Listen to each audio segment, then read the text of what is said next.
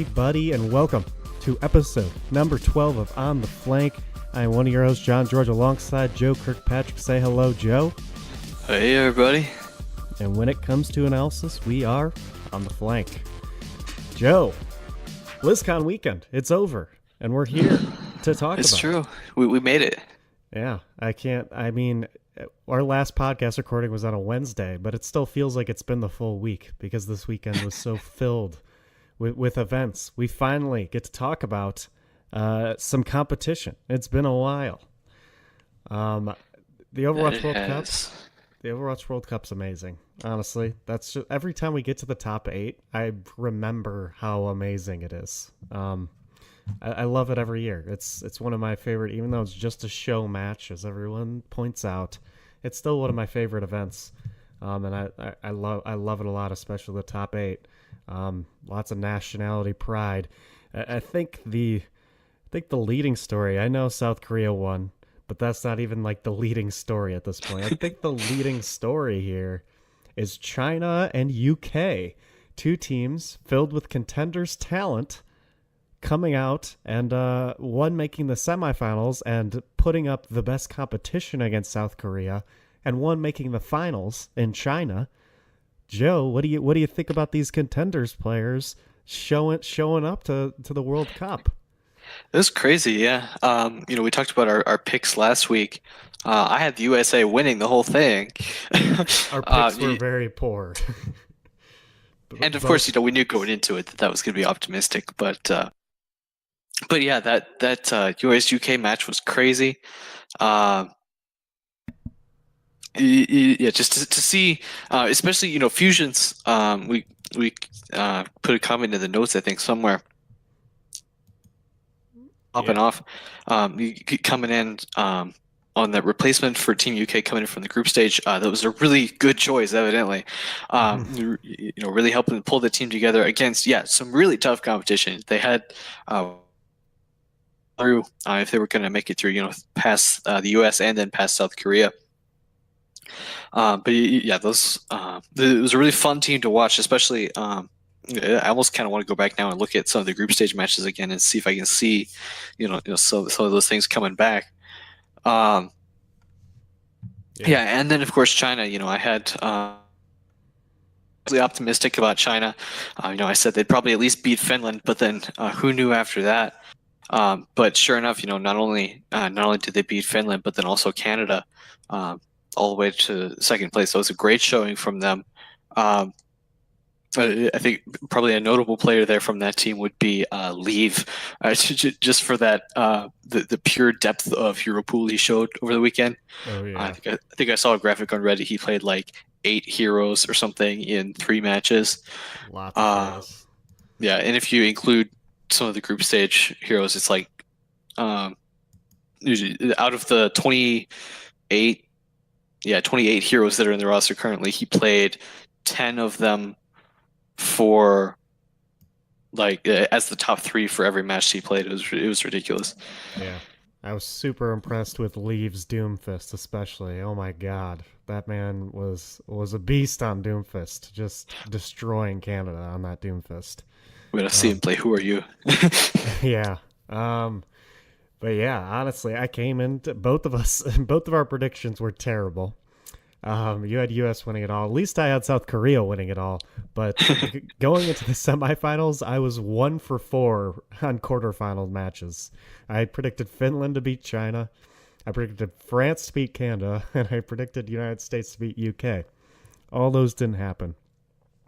I was only successful on South Korea, it's not a hard prediction at all. So I'm as an analyst, I'm pretty disappointed in myself.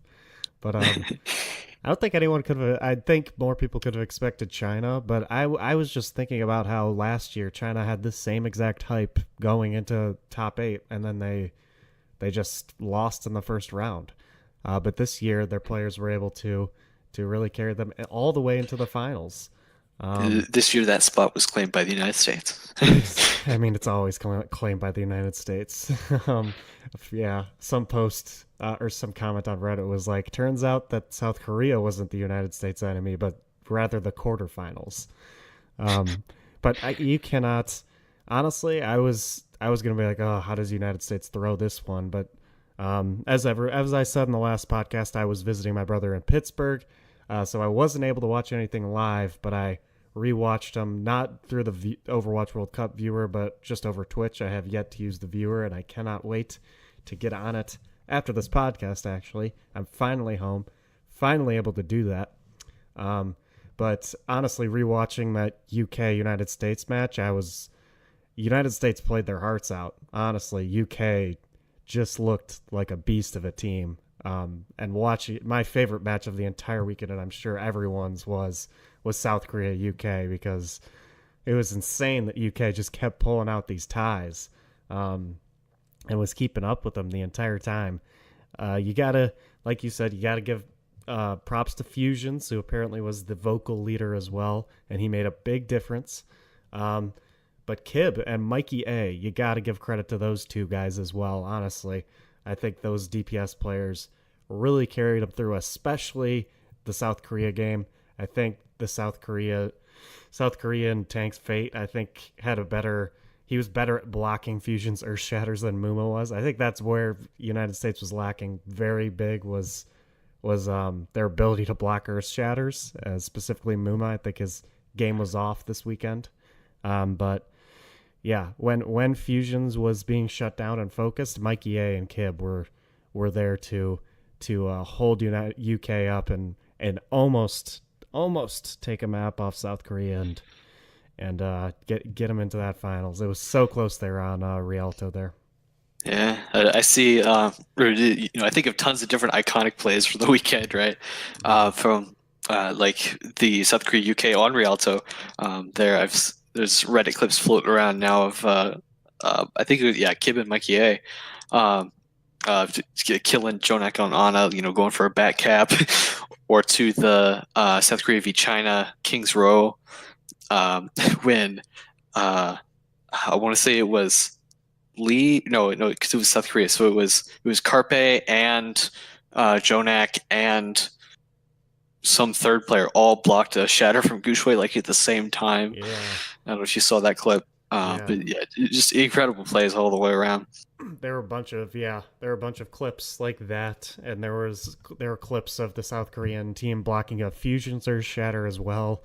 Basically, everyone this is how you do it, US. Everyone's gotta sacrifice their bodies to block these big Earth Shatters. But yeah, overall, really impressed with the competition. Of course, South Korea comes up on top, and I really wish China could have put in a better effort there instead of getting 4-0'd. But honestly, you can't deny how well this contender's talent played out. I mean, the fact that China was able to beat Canada is amazing. What'd you think? We haven't talked about Canada at all. They had high expectations. What'd you think about Canada's performance this weekend? Canada, all the way from the very first series they played against France, when XQC didn't have a right click for 2 maps, all the way from right then, there's an interesting team to watch as they went through the weekend, right? So they did beat France finally. They played Busan for the first time, so that was cool.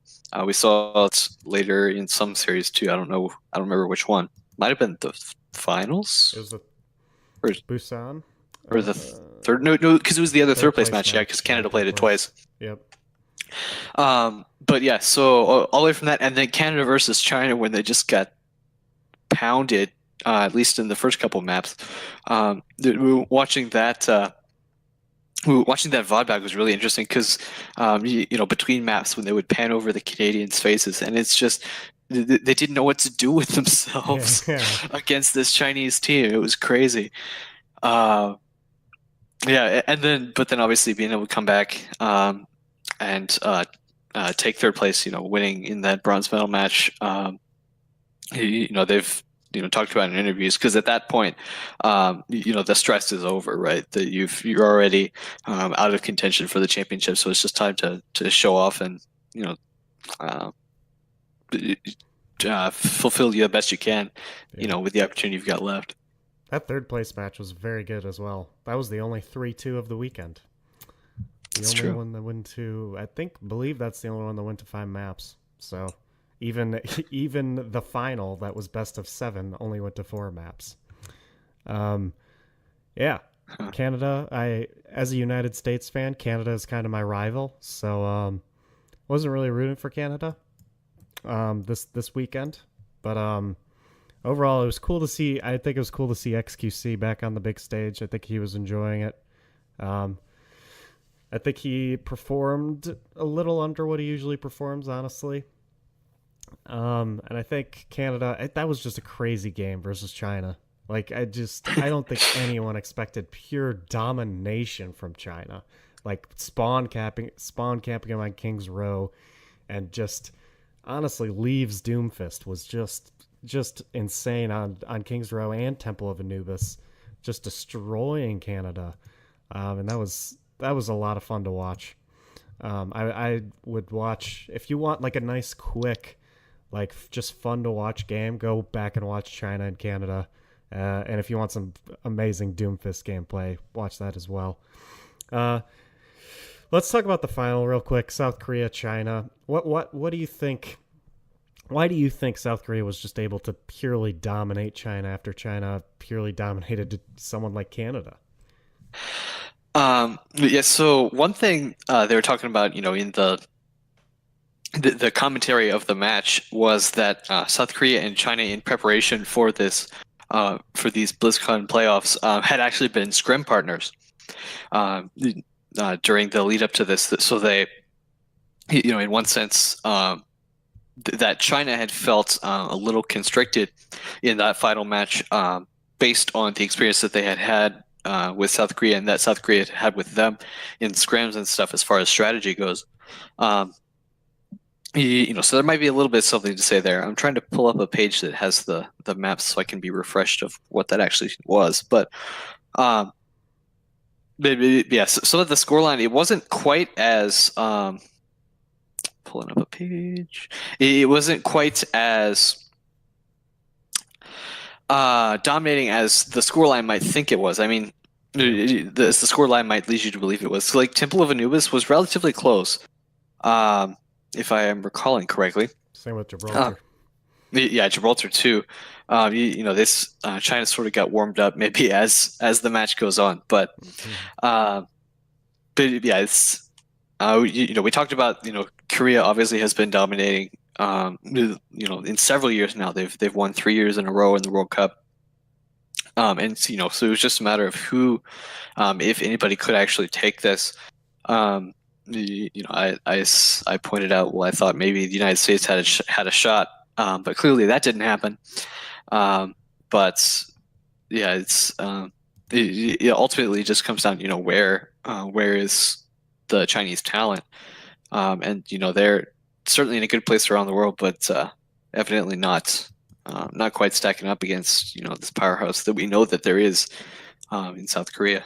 Yeah, I think one of the main reasons I think China and South Korea were playing very similar comps, very similar styles throughout um, the entire tournament, and China was just able to counter their other opponents that weren't playing this mirror comp against them. But once they came up against someone who was playing the mirror comp of their strategy, and that someone was South Korea, it was just too tough because South Korea was able to uh, to execute that composition a little better than China was. So it was just going to be hard for China in the end to do anything against South Korea.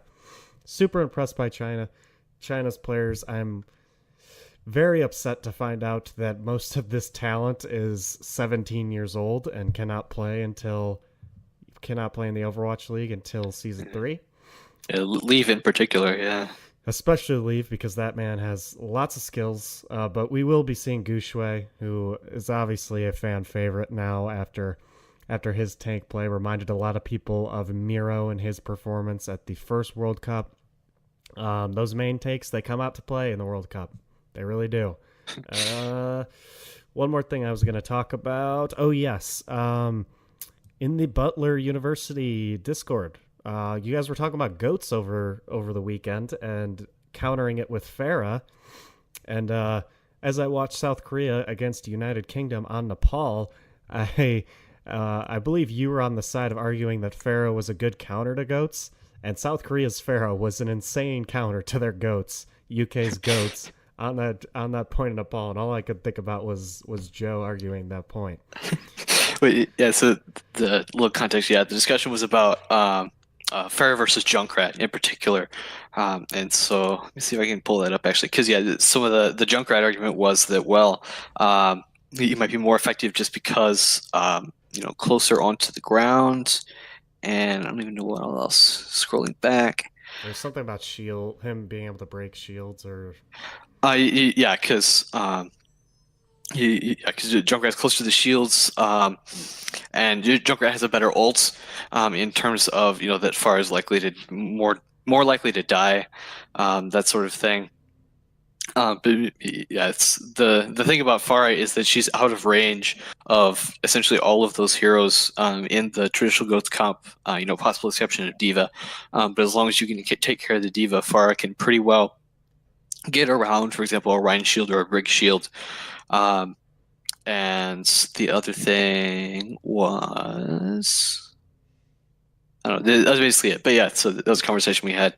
But yeah, I'll have to go back and look at that yeah. particular map because I don't think I saw it. But It was Nepal village on Nepal. They were like, I'm not. I don't think UK was running a D.Va, which was to their detriment. But I believe if they were running a D.Va, they weren't contesting the fair at all. They were literally all just huddled in on the point down village, and I can't that's the remember who problem. was on. Yeah, and I'm guessing it was Libero on Farah because that's their Farah player. But Yeah. they just had Libero on Farah, just like shooting on to the point, and UK could not do anything as this Farah was doing so much damage. Um, and UK ended up taking that point because of it, or I mean, South Korea did. Um, Yeah. but yeah, it just reminded me of that argument he had. I was like, oh, well, Fair's working out super well here. But yeah, I think it's map to map for sure. I think you guys are both have good arguments. If there's a Junkrat map, then Junkrat's going to be better. But if it's a good map for Farah and the team isn't playing D.Va, then Farah's probably the better option. But yeah, we saw a lot of counters. We know Doomfist and Sombra have been good counters to Goats as well. But I think at the end of the weekend, UK proved that they were the team, the best team at Goats, and Goats originated in Europe and continues to be the tanky region in the Overwatch competitive scene. Yeah. But I'm excited to see Fusions, Kib, Mikey A, these people in the Overwatch League, which leads kind of into. I mean, I guess we should talk about Overwatch World Cup viewer first, but yeah, we're going to talk more about this British team a little bit later with rumors about them. Overwatch World Cup viewer, did you use it all, Joe? Because as I mentioned, I have not yet. I've yet to use it. Yeah, so I've used the Overwatch World Cup viewer enough to sort of make my judgment about it. It's going to be great for content creators and for analysts, and for private use once you get into once it becomes available for use for your own games. That's going to be excellent. But at least in the state we saw it this weekend, which is obviously was a beta. They've said they're definitely going to iterate on it. They're definitely going to continue working. But I wasn't so much of a fan just as like a casual observing tool for the state of the viewer currently. And I think part of that is because there wasn't any context with it. They've talked about that this is a goal for them. We know for sure that they are going to try to, for example, add the audio commentary into that feed somehow and make that more accessible, because that wasn't this weekend. And again, the viewer's still up essentially for the entire month of November, apparently. So you can go back and watch all the maps you want. But yeah, but there was no, caster commentary piped in. There wasn't any. Trying to think, they might not even. No, they did label the teams, so that helps a little bit. But there wasn't any of that extra production value stuff that helps when you're not trying to intensely watch when you're trying to casually watch the match, because it is a lot more of an active thing when you're using, Yeah. obviously, control the camera, and you have to be thinking about what you're trying to do. Um, but it is cool to see. Like for example, I pulled up one of Canada's Busan maps, and discovered that sure enough, I've heard it said, but I had never actually verified it.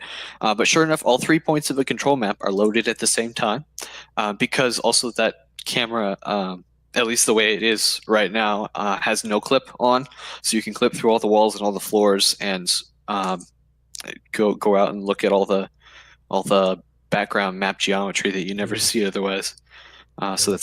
that's kind of cool if you're Yeah. interested in that. But Yeah, I used to do that back when just when we had the 3 control maps, just like you were able to like kind of glitch and see the entire map and uh see Nepal and Lijiang and see how Lijiang is like where the maps are on the actual tower and see where all the maps were on Ilios and in comparison to each other, like just on this little island. It was cool. So I'll definitely try yeah. to do that. But yeah, just in general, yeah. So what I'm looking forward to most about the current state of the viewer, obviously, they said they're going to work on it and make it better, just for individual use. But what I'm looking forward to from this weekend is to go back and watch some of the things that our professionals are able to do with it now.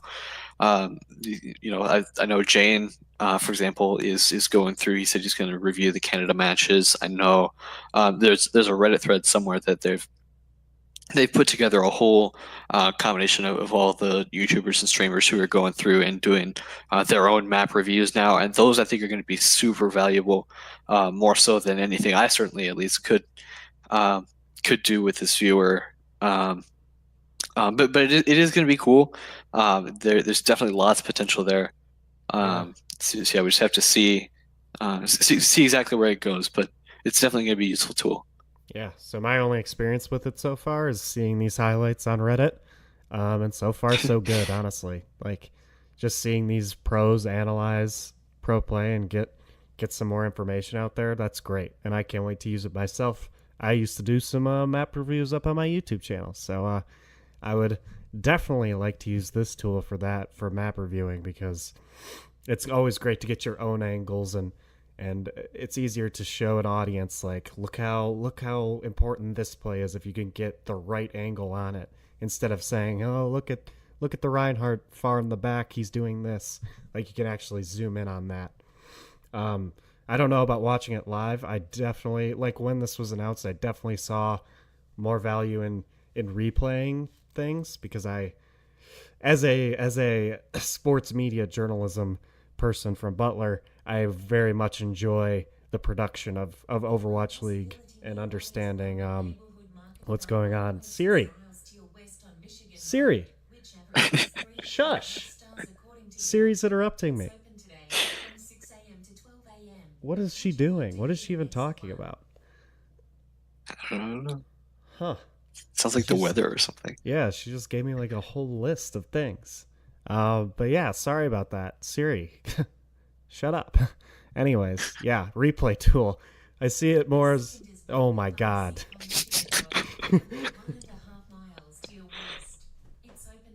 Right. Hopefully she's done. So you're talking about being a sports media person. Yes, sports media person. So I always enjoy watching the production, the commentators. I would love to be a commentator one day, whether it's Overwatch or any esport or sport. I would love to be a commentator or a desk or analyst, or even just producer and backstage. I've learned and been around a lot of that stuff. So watching the broadcast itself is very beneficial to me personally. So if they don't add any of that production stuff to the actual viewer, then it's probably just going to be a replay tool for me in the end. I think if it had like in-game stats and all this stuff and commentary, like that's when I would probably end up switching to it. But it's, for now, it's a really useful replay tool. Yeah. Anything else about the viewer before we move on to news? I don't think so. No.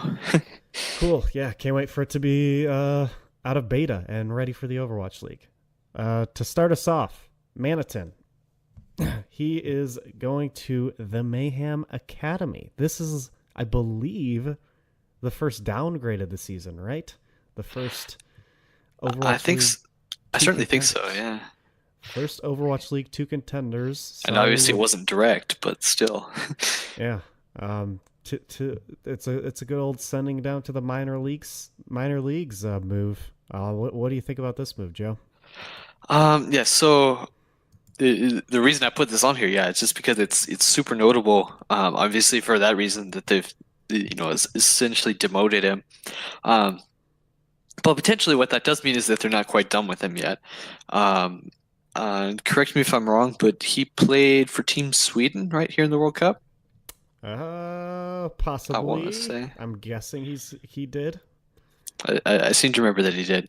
Most of Florida Mayhem did. Yeah, that's true. But yeah, just in general, clearly he's not done, and Florida isn't done with him quite yet, which is cool. That they were able to give him that chance. It sounds like maybe obviously there was a good length of time, in between the time he was dropped and the time he was picked up. Maybe those things happened relatively close to each other. We don't know. But for whatever reason, he's been given another shot at this, so that's cool to see. If nothing else. Yeah, definitely cool to see them sort of give him another chance. He's a good player, so obviously Mayhem, after a poor season, they're going to want to rebuild that roster, which they have with many South Koreans. But yeah, they might as well be nice to someone like Manitin. None of the rest of the players that the Mayhem dropped have found homes yet officially. Logic specifically, everyone wants Logics to find a home, but he has yet to. So Manitin coming in. I mean, I like seeing these people who got dropped find new places. Manitin, even though it's contenders, it's still something. All right. Fusions. We talked about them. UK, ESPN basically confirmed this rumor. ESPN Esports basically confirmed the rumor that Fusions is going to go to the Boston Uprising. And Huck deleted a tweet where he basically also confirmed that some UK talent would be going to the Boston Uprising. I don't know if that also involves Mikey A and Kib, but we definitely know now that it involves Fusions. Do you think this is a good pickup for Boston Uprising after that Overwatch World Cup performance? No, definitely, I will say that it's a good pickup. I don't know if it's a good pick. Looking at a roster here, Gamsu, Note, and Axiom now, all three in a tank sort of position. So pick it up a fourth, that's fine. If that's something you want to do, it's just something to consider. They're sitting at 9 players right now. But yeah, so and if you were going to add, for example, you said Mikey A or Kib, both of those DPS players from the Team UK. Again, so you're sitting at a really pretty solid roster there. DPS already, plus a Color Hex Striker. We talked about Boston a little bit last week also. It's definitely a good pickup. I really want to see what they do with this tank line now. If they try to turn this into some kind of rotation, do 2 and 2, kind of like Philadelphia Fusion did season 1 with Fraggy, Poco, and Sato Hatba. Stages 3 and 4, we'll have to see what happens. But definitely a good pickup for sure. Yeah, he's a good player and a good leader. And if I don't know if these rumors are true and Gamsu's not happy and all these people aren't happy, it might be time to trade him and fill in maybe a more European roster is what they're going for. They added Color Hex and maybe more of an English roster is what they want. But Huck's all over the place. I don't know what's happening with Boston Uprising and what they'll end up doing. But with 3 tanks, Fusions is an okay pickup because Gamsu's such a good main take already. But to snag Fusions is good nonetheless.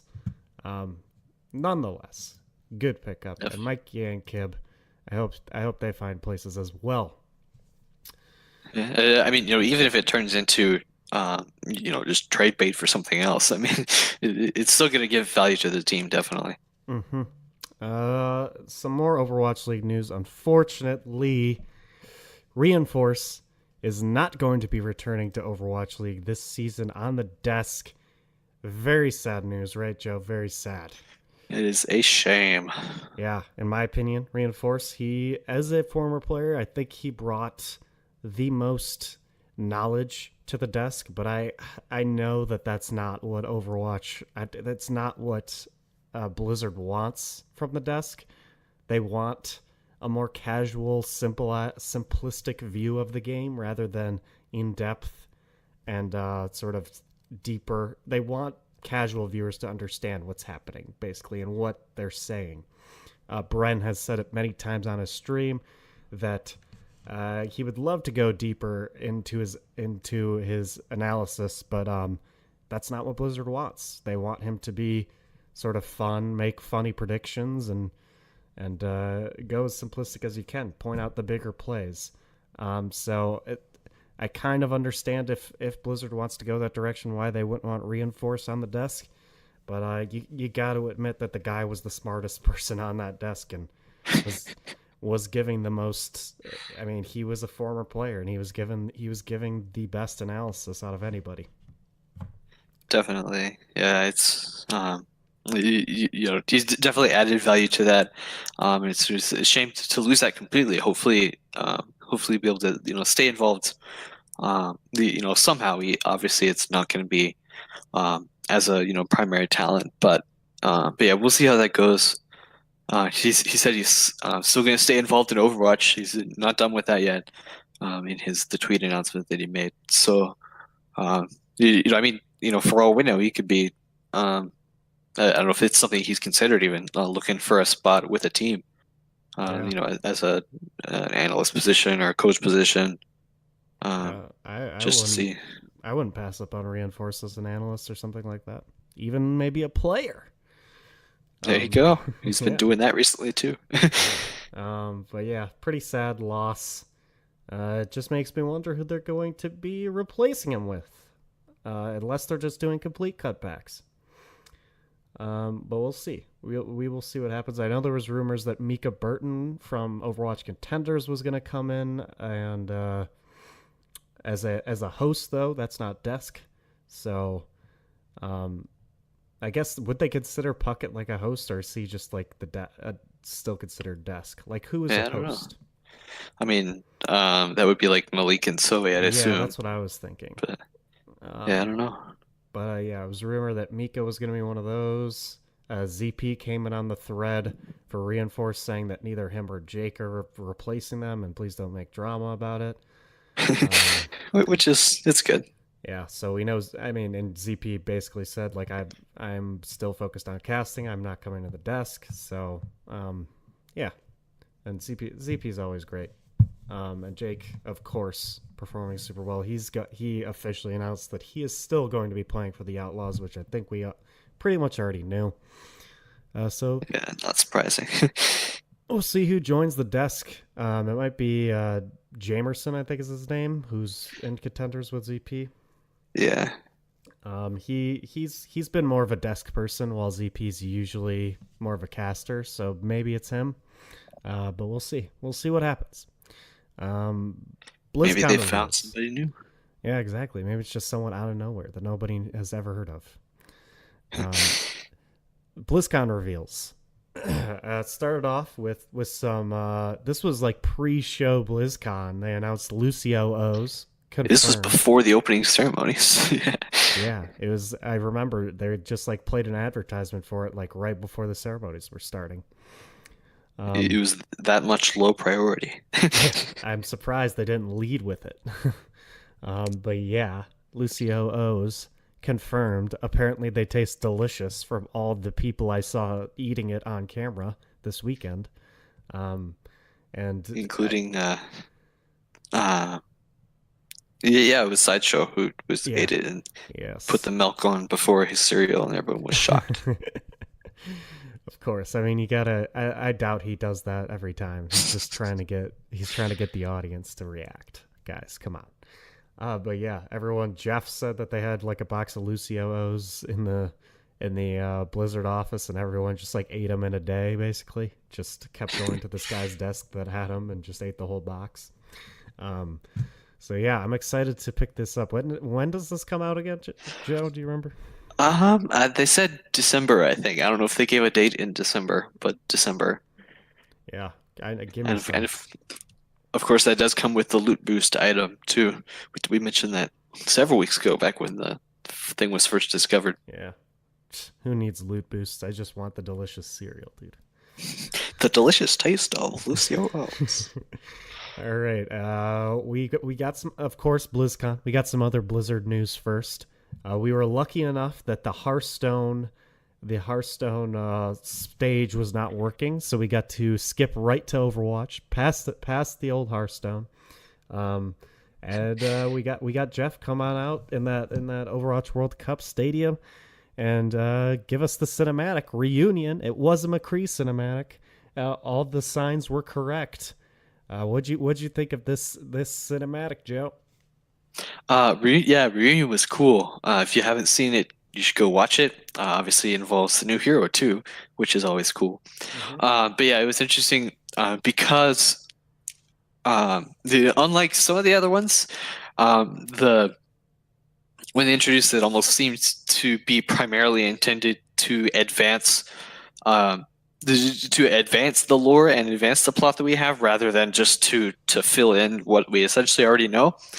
Thinking, for example, about the Diva short, the most recent one came out in like late August or something, Mm-hmm. which essentially was just, hey, guess what? It's Diva. I mean, you know how it works. Sure enough, here's a cinematic about exactly everything you know about Diva. Yeah. But no, this one was to obviously, there are several threads here now that we can follow, and I think it's fair to say that there are plans to follow now, headed into the future here, and lots of gunplay, and who doesn't like gunplay? Yeah. The lore has been like, you're right. The lore has been stuck in this place where it's like, all right, here, Winston needs to recall all of Overwatch, and that's how it's been for about 2.5 years now. Winston's just been calling everyone back into action, but this finally advanced that plot a little bit and was like, Winston, like, thanks for calling me McCree, but basically here is Echo, a robot. She's gonna do better. But yeah, when when we got tons of new characters in this short, and Jeff immediately like pointed that out and was like, "Oh, so many heroes we could make into new characters here."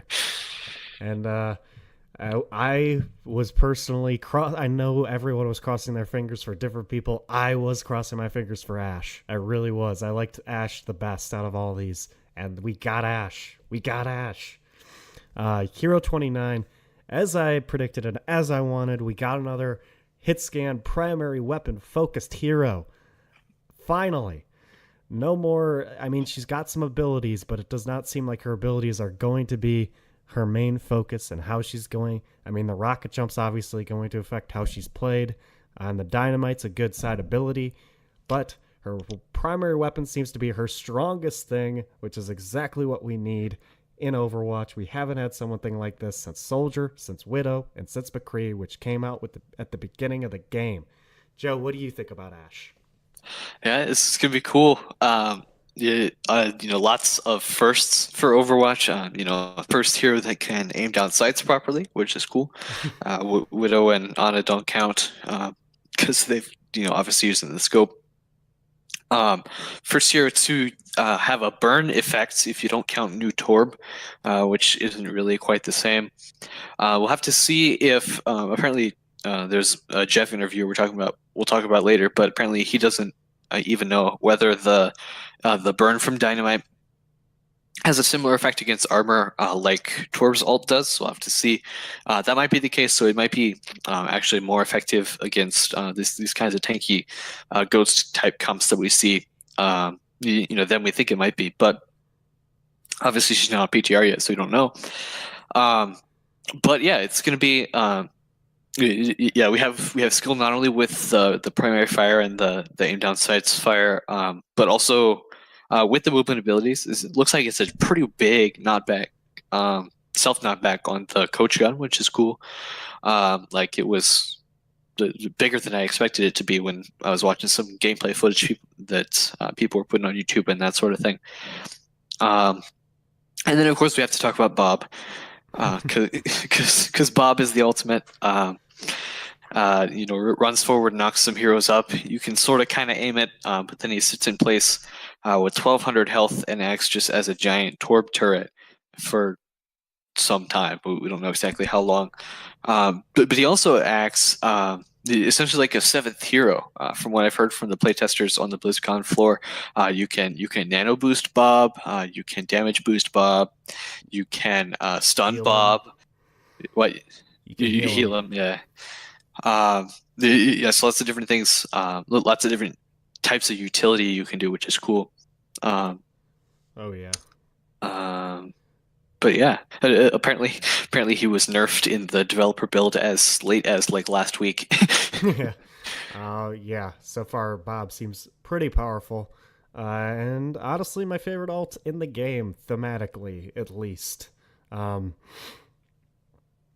yeah, I think it's just hilarious.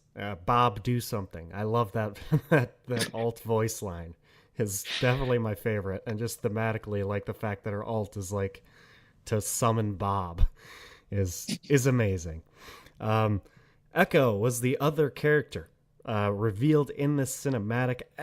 There's tons of Echo fans out there that are like, why wasn't it Echo? So many people crying over the fact that Ashe got in and not Echo. And unfortunately for those fans, Echo isn't even Hero 30, according to Jeff. It was in the interview with Fran that Jeff confirmed that Hero 30 is already fully playable, and it is not Echo. It is somebody else. So he did talk about Echo a little bit in that interview, though. Basically asking the chat what they thought Echo was, support, tank, or DPS. And then basically giving us no answers on that. So, but pretty much, I don't know, kind of confirming she's not a tank by saying that like she's super small and like and stuff like that. But I would imagine she's a support. She would definitely be some kind of shield tank if that were the case. Exactly, that's what they were talking about. What were you, Joe? Were you rooting for Echo or Ashe to be revealed as Hero 29? Yeah, I don't know. It certainly seemed more likely based on the cinematic that we'd be headed in an Echo direction. Um, but yeah, I don't know. Lots of the more recent heroes have been um, a lot more focused on their own backstory, and we certainly got a lot more of that for Ashe in the cinematic than we did for Echo. But we definitely haven't seen the last of her, I'm sure. Definitely not. And Echo, according to Jeff, Echo is very important to the lore, and it's an important weapon for Overwatch itself as an organization. Apparently, McCree believes Echo to have more potential and be more important to Overwatch and Winston than himself. So Echo, important character going forward. I thought she was cool. We didn't, like you said, we didn't get enough. We got more lore about Ashe, and we knew more about Ashe, and I feel like I barely know what Echo is supposed to be yet. But I'm sure we will be learning more about Echo in the months to come. If not Hero 31, then definitely Hero 32. I guarantee coming out next year is Echo for sure. Unfortunately, not Hero 30, but we're coming on the big Hero 30, Joe. That's crazy. It's true. It's after what, almost 3 years now, or But four? yeah, that's almost 4 years, 100. 3 years, That's almost 3 years. 100 heroes. 30? Yeah, 30 is almost 100. That's how that uh, works. we're getting close to League of Legends 137 heroes. We're almost there. We're on track. I cannot imagine Overwatch having that many heroes. That would take so long at the rate that Blizzard puts out their heroes. So, Yeah. Besides that, that was all. We would definitely need an optimization patch by then. Yes, yes, we would. Um, yeah. Besides that, that was all they revealed at BlizzCon. No Overwatch League panel this year. Or little, they had a little panel last year where Nate Answer announced the schedule and everything. And I remember it. It was fun, but we didn't get anything this year. They didn't let Nate have his little time, and it makes sense. We only have two of the new brandings out there. Oh yeah, France announced when they're announcing, or Paris announced when they're announcing their branding. They announced the announcement? Yes, they announced the announcement like everybody does. I think it's this week. Let me check. Oh, I hadn't seen that. That's cool. Yes, I will be. I'm going to their Twitter right now to check. The other thing about Echo, I'll say while you're looking at this, was that apparently, I think this was in Stylosa's interview. They interviewed Michael Chu and somebody else who I forget, but they said apparently the dev team either has always known or has known for a really long time that it was Echo inside that payload on Route 66, and they were just trying to figure out a good time to announce it. So, but now's the time apparently. Wow. Yeah, that character has been on concept art since before the game was released, if I recall correctly. It sounds right. Yeah. People just thought she was Athena. People thought that was Athena. And it's an Echo. So yes, it is this week. It is Thursday, November 8th. I'm guessing what we get last time? We got Atlanta on a Monday and we got Toronto on a Wednesday, right? Yeah. So this is a Thursday. So this is going to be a little different. I'm guessing. Maybe we'll get maybe we'll get one tomorrow on Tuesday, and then we'll get a Thursday. I just want more. I'm just being hopeful. You sounded a little bit conspiracy theorist. Yes, yeah. Conspiracy theorist there. Please just reveal all of this, because I know once they reveal all the branding, that's when they can. Because Nate's like, I have the schedule. I could release it whenever I want. It's gonna be once the branding's released. I know it. Yeah, that certainly makes the most sense. Yeah, so just release the branding already. You can name your team Paris Eternal. I don't care. Just release your branding. Have we talked about this on the show? Did we talk about Paris Eternal last weekend? Paris Eternal? I don't think so. No. Dang. Yeah, I don't think we did talk about it because the last episode was the adjectives, right? Yeah, it was the episode we talked about the adjectives on with Toronto and Atlanta, but I'm not sure if we talked about the Eternal. Did we talk about yeah, that the was Eternal 2 weeks rumor? ago. No, we didn't. No, we didn't. Oh my god. We'll talk about it when it's revealed, because man, I don't know. I tweeted about it. I am very upset about this Eternal rumor. And you guys know I'm upset about these adjective nicknames, but Eternal, that just crossed the line. Anyways, Jeff's interview, he not only went on stream with Iman GG on the first day, but then with Fran, who, by the way, signed with the Atlanta Reign as a streamer. I think, the day of this interview, actually. Going the Philly Fusion route. Oh, yeah.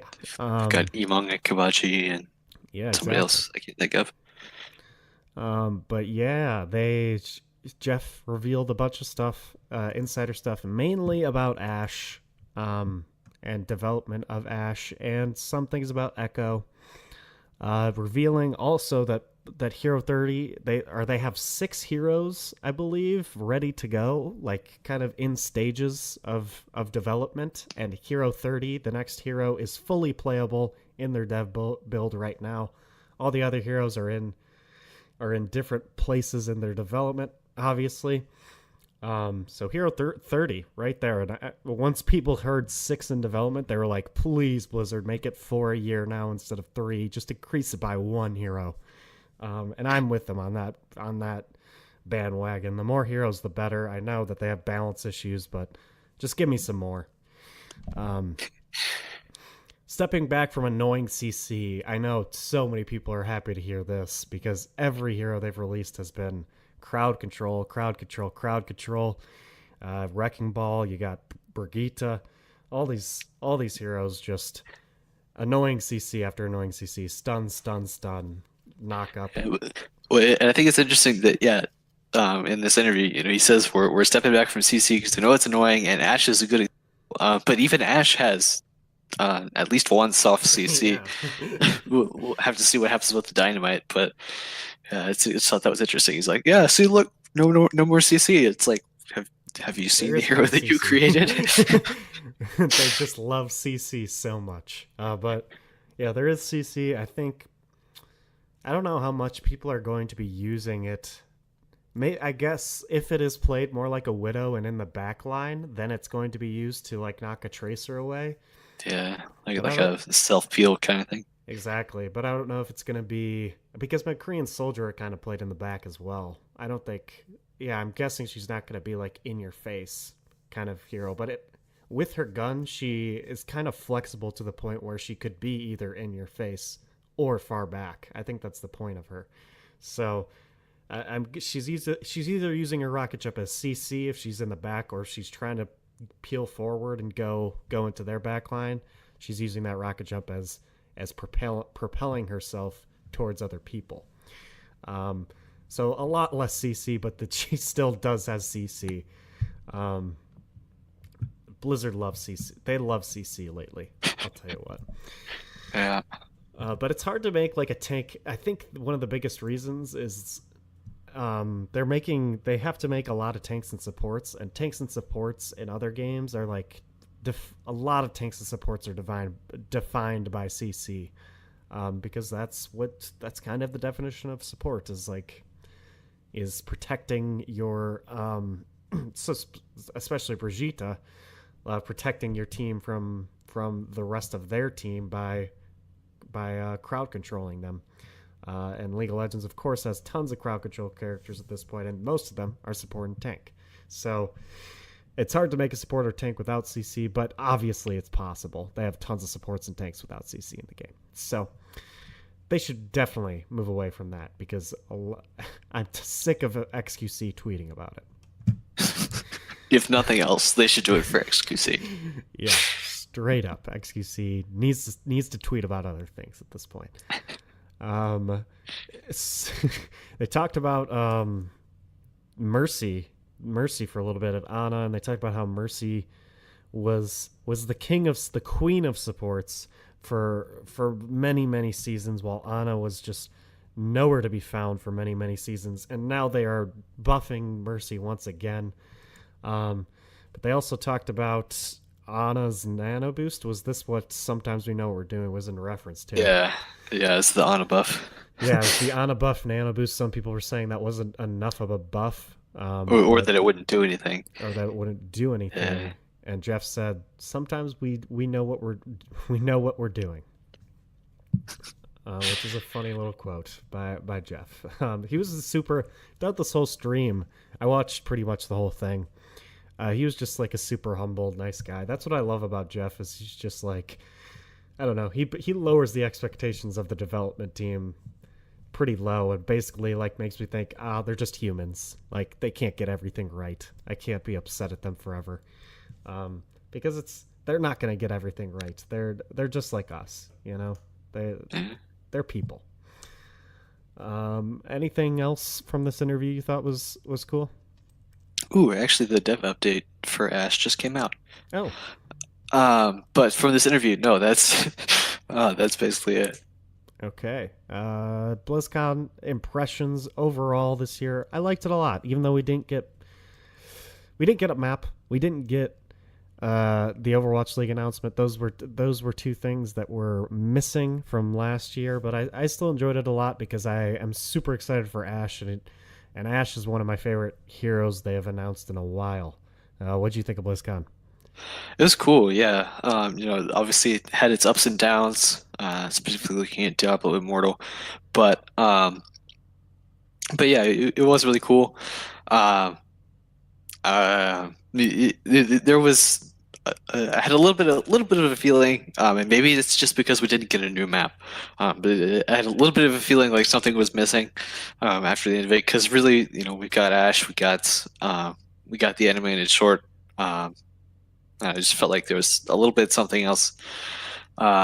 but it's good. Obviously, there's stuff coming. We knew there's stuff coming. Yeah. So it's just trying to see, uh, exactly when that can happen. Good. I'm guessing we get that map announcement like December, but obviously I'm a competitive guy. I want that Overwatch League news. That's what was missing for me. Even just getting another panel with them talking about season 2 changes more in depth, honestly, and just like I would love. Nate Nancer hasn't really done any interviews since that season 2 like schedule announcement came out, which was just like the new formatting stuff. I would love to just see an interview with Nate Nancer about why they chose to do certain things and what direction they want to take it to, because we got that last year, and that was amazing, especially after BlizzCon. Nate Nancer was just, because they announced the preseason, the schedule, everything, and he was just going from podcast to podcast and panel to panel, just explaining what their thoughts were on everything. Unfortunately, we're not going to get that yet, but I imagine we're going to get that pretty soon here, Joe. But yeah, that's all we got for this episode of Yeah, On the Flank. the dev update says Ashe is currently available for testing on the PTR. As of right specifically now, that update hasn't gone through yet, but presumably that means in the next couple hours it will. So Wow. probably by the time you're listening to this, you can update your PTR and play Ashe. You heard that live. You heard that live here on the Flank, the best podcast of all time. That's right. There you go. Yeah, that's big. But I'm excited. I'm excited to try Ashe and PTR right after this. But first, I got to go through my Overwatch World Cup viewer and recap these games. I'm excited to maybe I'll put out another video on YouTube. Who knows? But yeah, that's it for this episode on the Flank. Hopefully we get some more Overwatch League news this week. We will be getting the Paris Eternal name, which I will be able to complain about for 30 minutes straight on this podcast next week. This was episode... if that isn't something to look forward to, what is? Oh yeah, I'm going to go in depth. I'm probably going to... My plan is I'm going to go through every single sports team name. I'm going to list every sports team I know. And then we'll see if any of them have adjectives as their team nickname. And the answer is going to be no. But yeah, that was episode 12 of On the Flank. Here's our social media. If you want to follow us on our personal social media accounts. My Twitter is at JWGeorgeIV. Joe's is at Kirkpatrick_Inc. INC. And our show has a Twitter. On the Flank Show is our Twitter's name. Our email is ontheflankshow@gmail.com. You can either add us on Twitter or email us at that email address if you have any topics you would like us to talk about. Of course, you are listening to this podcast, so you found us in some way. If you want to listen to it somewhere else, you can go to ontheflank.podbean.com, my personal YouTube channel, which is linked on my Twitter. It's John George. We are on iTunes or Apple Podcasts if you have an iPhone. And if you have an Android, we are on Spotify as well. Thank you guys for listening. Hope you had a wonderful BlizzCon weekend. And hope everyone has a wonderful beginning to their November. Bob, do something.